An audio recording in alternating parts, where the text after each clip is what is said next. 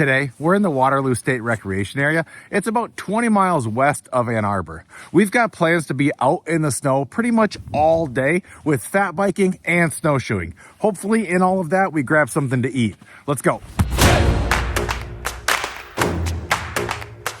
It's really my favorite condition to fat bike in right now. It's nice and calm, fresh snow on the trees. Looks awesome right now.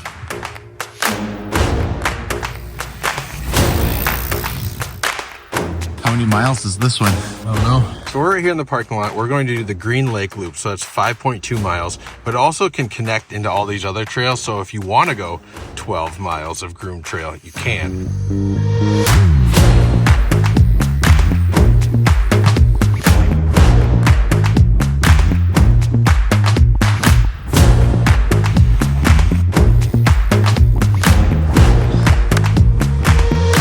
That's the 2.5 mile marker right there. I've been here in the summer, and one of the things that I remember of it is that the actual trail itself is so smooth, and I really like the rhythm, and I wondered if it was translated into winter, and it does. There's just enough rhythm, just enough corners and stuff to keep you interested. But what stands out so much is right now, the way that this trail is groomed, it's just so smooth to ride.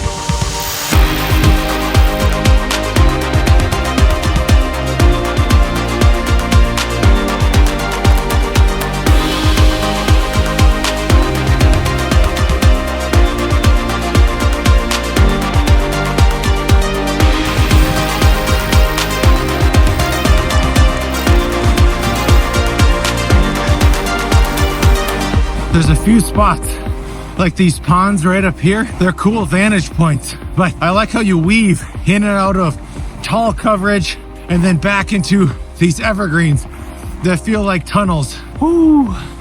Look at these things. So cool. And you know what? I've only slid out twice. Oh, going down. That's pretty good for me.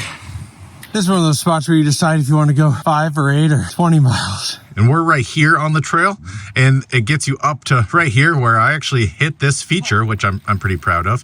And then you get to here. Well, that opens you up into all of the other miles that are available here right now. Every person that comes out here right now is just so happy. Oh yeah. This is like, it's definitely a sport. I think even fat biking more than mountain biking, where everyone's just like, the conditions are perfect, so I'm here.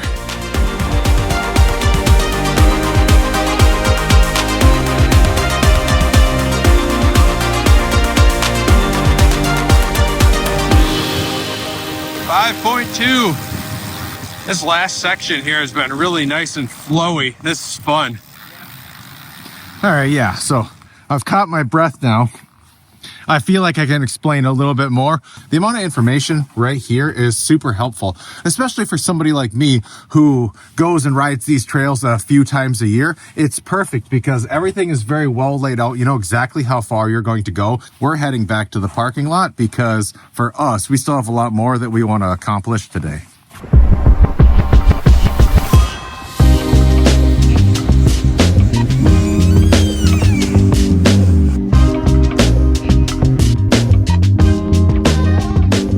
Getting a chai tea today, but their tap list is just wild. Barrel and beam, you don't see that everywhere. And then you got City Built and Broadleaf, like those. That's just an excellent, unique tap list. This is giving very heavy Friends aesthetic. You go here, probably have 9 seasons worth of fun here. I like to get fancy every once in a while with the coffee, and this one just made so much sense. Snow cappuccino. Someone named that and made me get it because of the name.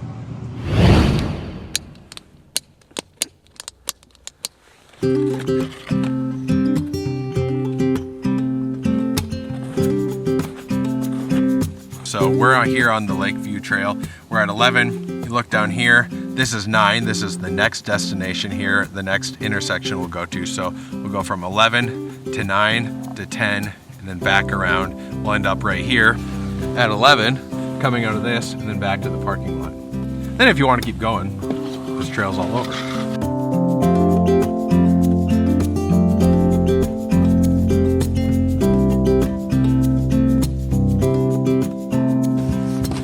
I need to talk about the error in my ways, or at least the error in my thought process at one point.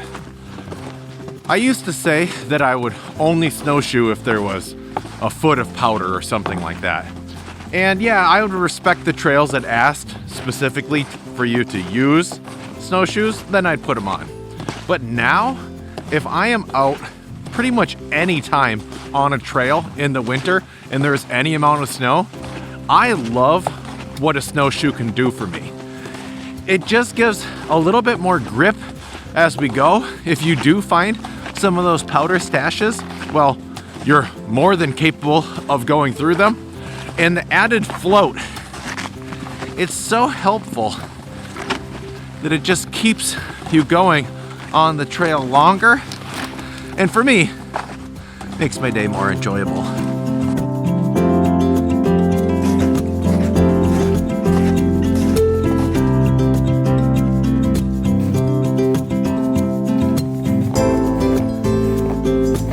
Oh, this is cool. It's a little access out onto Mill Lake.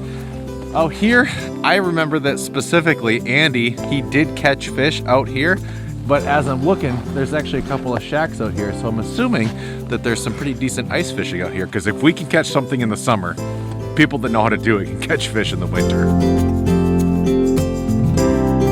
So why here? Like, why the Waterloo State Recreation Area? Well, it's pretty simple. This spans so many miles, and there's just an absolute ton of trails.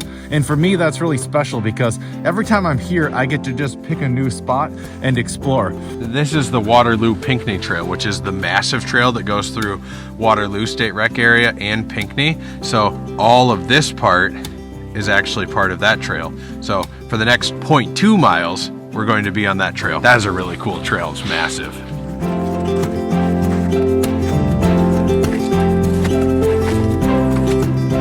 This is my favorite part of this hike right now. Yeah. This is super cool. The last half mile of both our trails, I would say, were the most rewarding.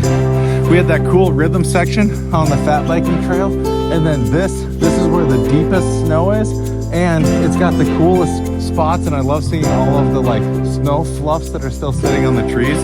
This is cool. There we are. Back at 11.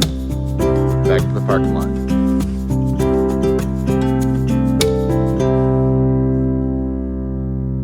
The struggle right now isn't finding a spot to get food, it's trying to pick which spot we want to go to for food. I want barbecue. Yeah, I think barbecue. I'll go barbecue.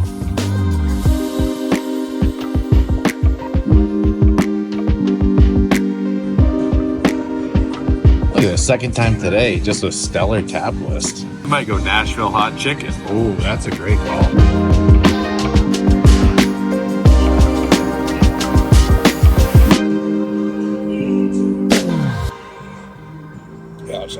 Yeah, I have to try it. Oh, yeah. That was so good. I went in there thinking I was gonna get barbecue. I got Nashville hot chicken, and I mean, it was awesome. I want to bring people back here to get it.